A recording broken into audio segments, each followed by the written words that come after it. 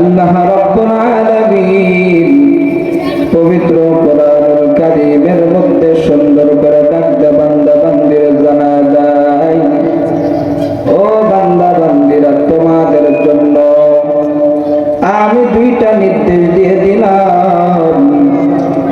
এক নম্বর নির্দেশ হচ্ছে তোমরা আমার ইবাদত করবা, আমি আল্লাহর ইবাদত করবা।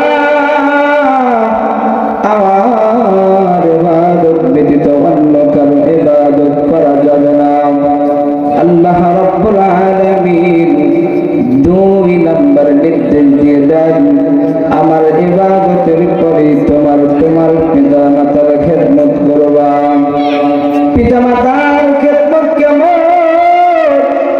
কেমন করে পিতা মাতার সঙ্গে আচার ব্যবহার করতে হবে, আল্লাহ রাব্বুল আলামিন এই ব্যাপারে কোরআনুল কারীমের মধ্যে জানায় দিয়েছেন। আল্লাহ বলেন, ফালা তাকুল লাহুমা উফফিন ওয়া লা তানহারহুমা ওয়া কুল লাহুমা কওলান কারীমা।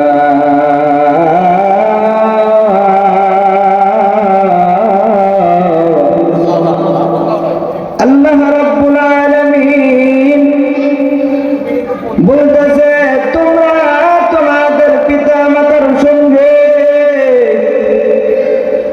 পর্যন্ত শব্দ ব্যবহার করিও না। অসন্তান, আল্লাহ তো কোরআনুল কারীমের মধ্যে বলেছেন, তোমরা তোমাদের পিতা মাতার সঙ্গে পর্যন্ত শব্দ ব্যবহার করিও না। আল্লাহ এতটুকুই বলে ক্ষান্ত হন না। আল্লাহ বলেন, তোমরা তোমাদের পিতা মাতাকে ধমক দিয়ে দিয়ে কথা বলো না। হে নবীর উম্মতের যুবক ভাই, এ পর্দার অন্তরের মা, একটু ভালো করে খেয়াল করেন গো। আল্লাহ রাব্বুল আলামিন বলেন, ওয়া কুল লাহুমা কওলান কারীমা। তাদেরকে সম্মান দিয়ে দিয়ে কথা বলো।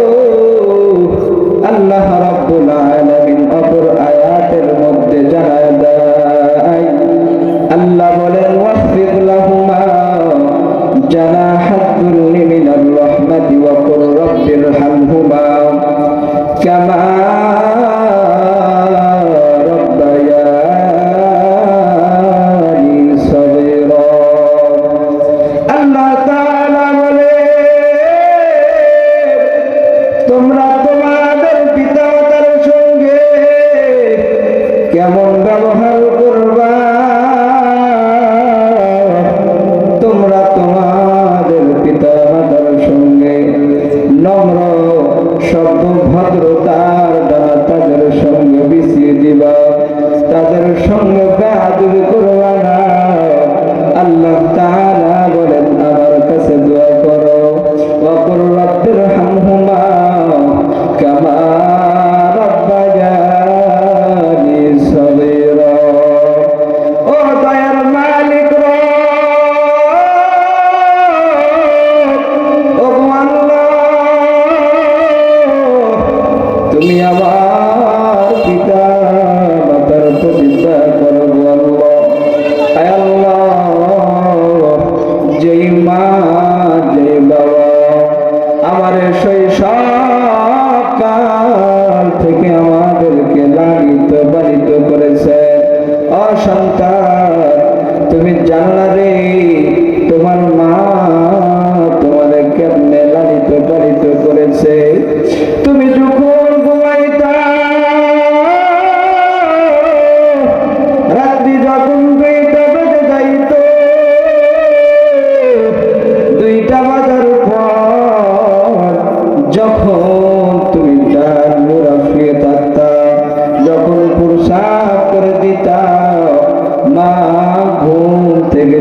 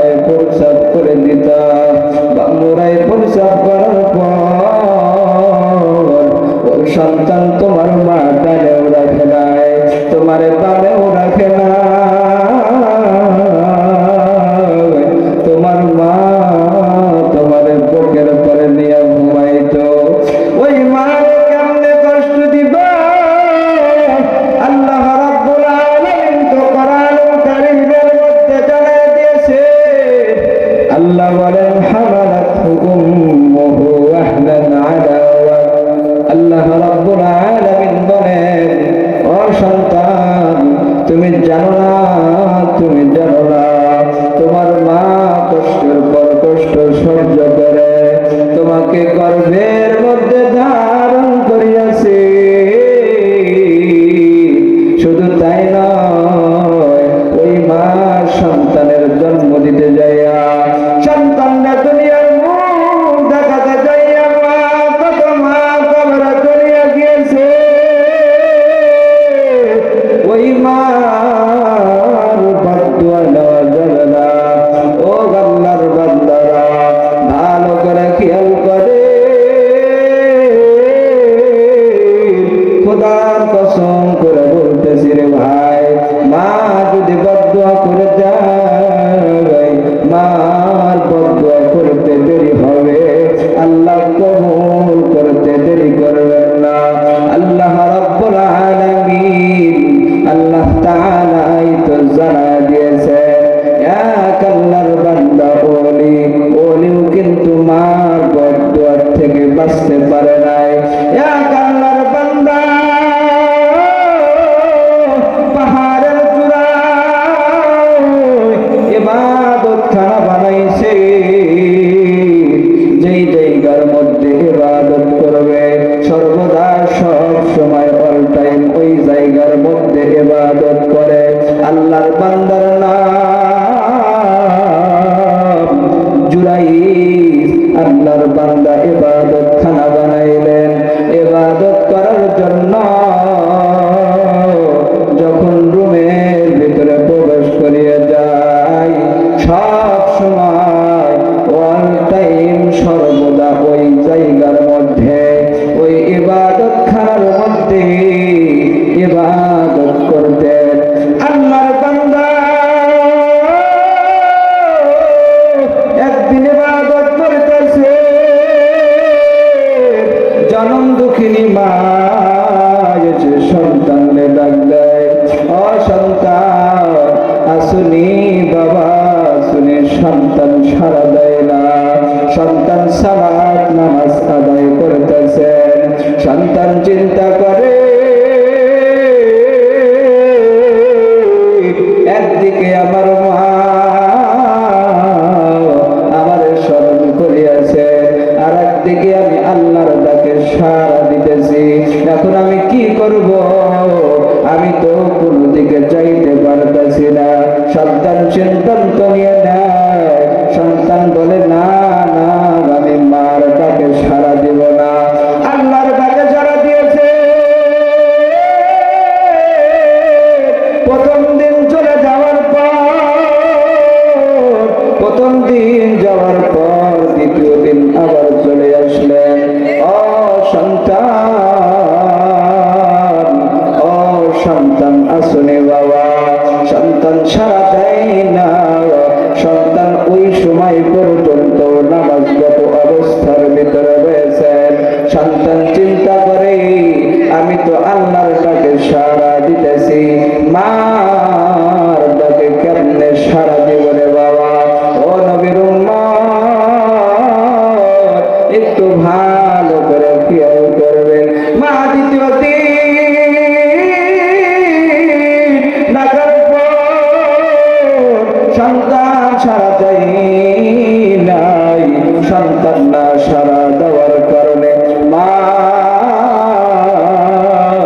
একটু মনটা খারাপ হয়ে গেছে। মা মনটা খারাপ করে নিয়া বাড়ির মধ্যে চলে যায়। তৃতীয় দিনে যে সন্তান লাগবে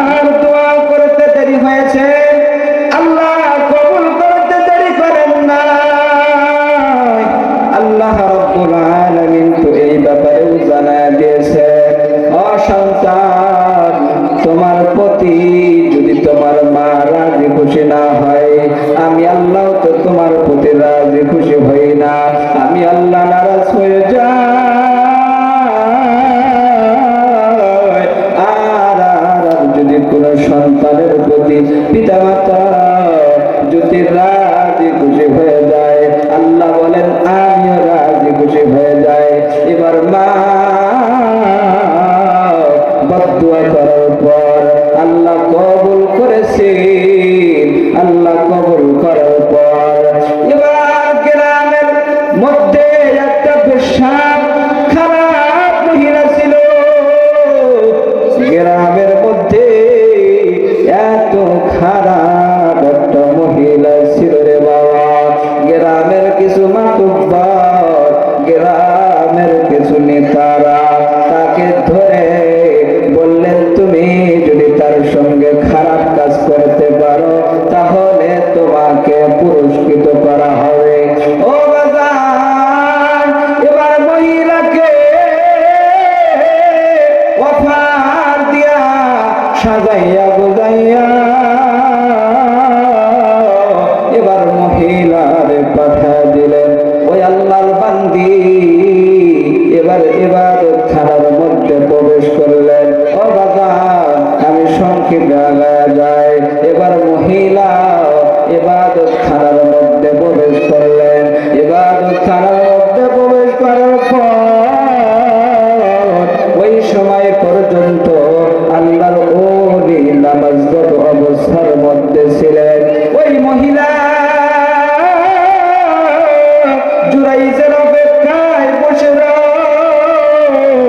যখন জুরাইজের নামাজ শেষ হয়ে যায়, শেষ হওয়ার পর আল্লাহর বান্দি ডাক বলে, ও জুরাইজ, আমার দিকে একটু তাকাও না রে।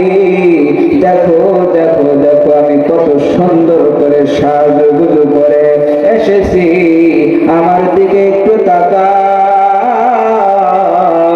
জুরাইজ ডাক বলে, না না না না, বেগানা নারীর দিকে তো তাকানো যায় না।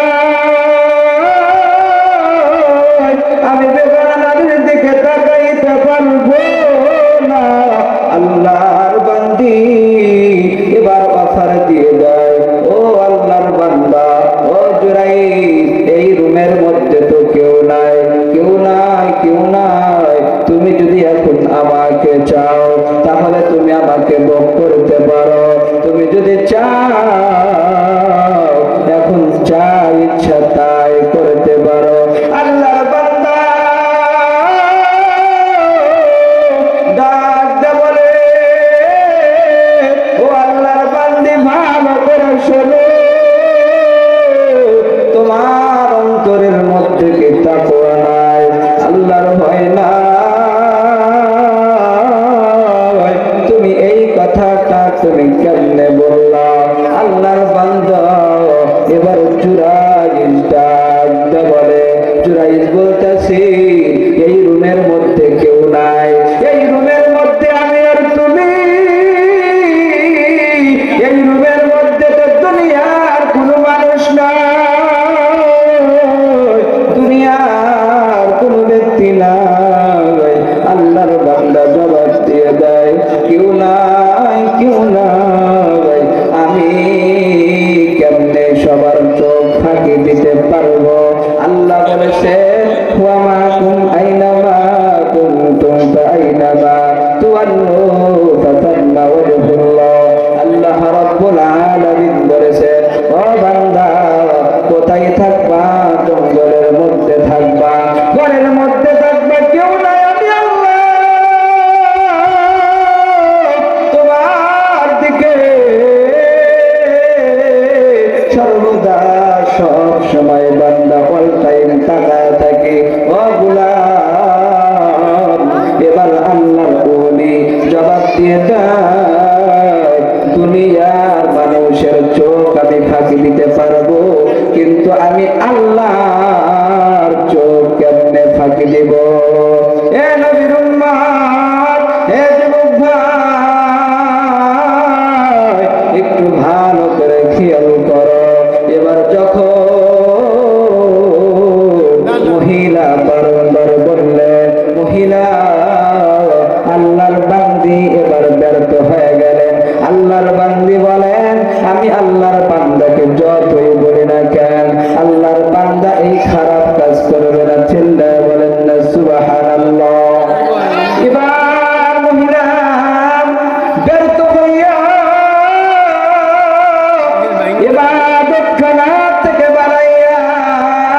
ইবাদত খানার থেকে বাড়াইয়া রাস্তা দিয়ে হাঁটতে শুরু করে দেয়।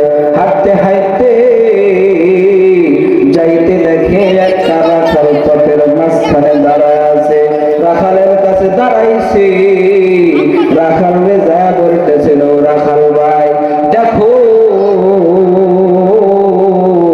আমি কত সুন্দর করে সাজুগুজু করে এসেছি, আমাকে একটু দেখো না। এবার রাখাল তাকাইলেন, রাখাল বড় পাগল হয়ে গেলেন। এবার আল্লাহর বান্দি রাখাল অফার দিয়ে দেয়, ও রাখাল ভাই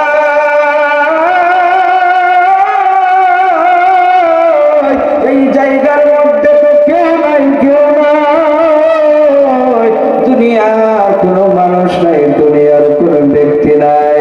তুমি যদি চাও তাহলে তুমি আমার যা ইচ্ছা তাই করতে পারো।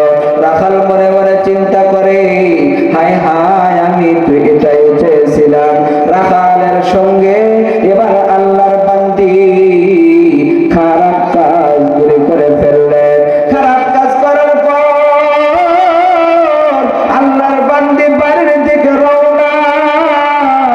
আল্লাহর বান্দি যখন বাড়িতে চলে গেলেন, এবার 5 মাস 7 মাস যখন হয়ে গেছে, গর্ভের মধ্যে আল্লাহর বান্দির বাচ্চা চলে আসলেন।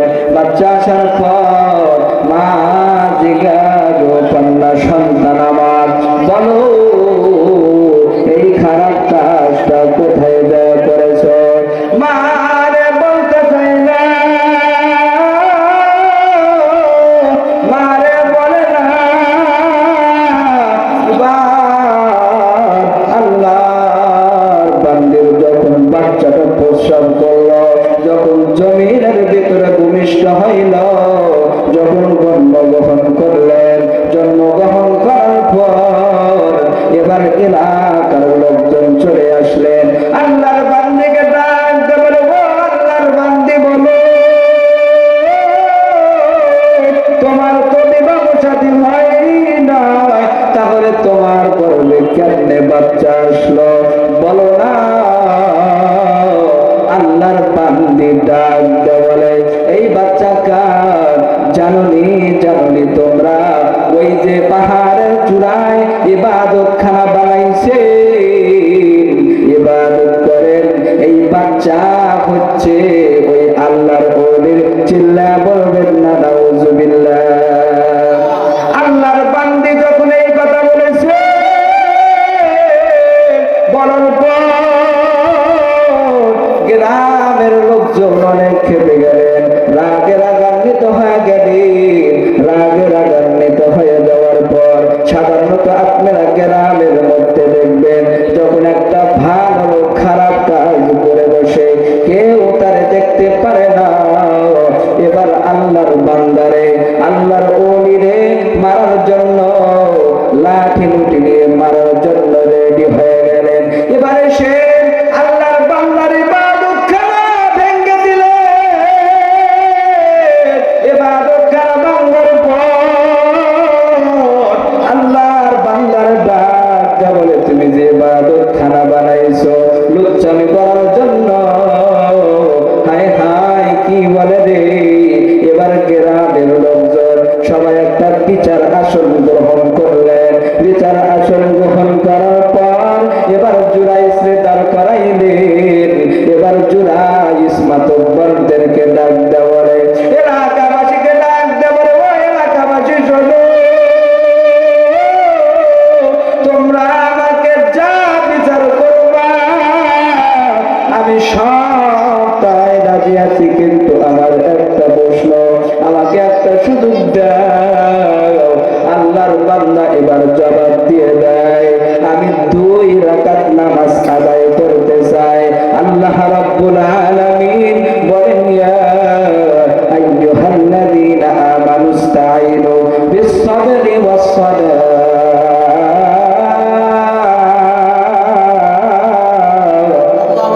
মুসলমান নামাজের মাধ্যমে চাইবে, কিসের মাধ্যমে বাজান? মুসলমান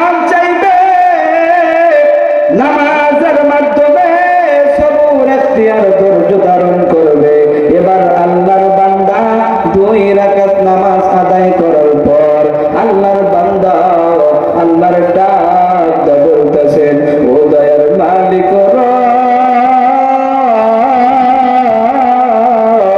ওগো আল্লাহ, এখন আমি বুঝে ফেলেছি, ও আল্লাহ, আমার মার সঙ্গে বেয়াদবি করার কারণে আমার বুঝি এমন পরিণতি হয়েছে। ওগো আল্লাহ, আপনি আমাকে এখান থেকে রক্ষা করে। আল্লাহর বান্দা নামাজ শেষ করার পর আল্লাহর বান্দা নামাজটা শেষ করার পর এবার এলাকার লোকজন জিগায়, বলো এই সন্তান কার, এই সন্তান কার? এবার জুরাইর সন্তানের পিঠের মধ্যে হাত ডালা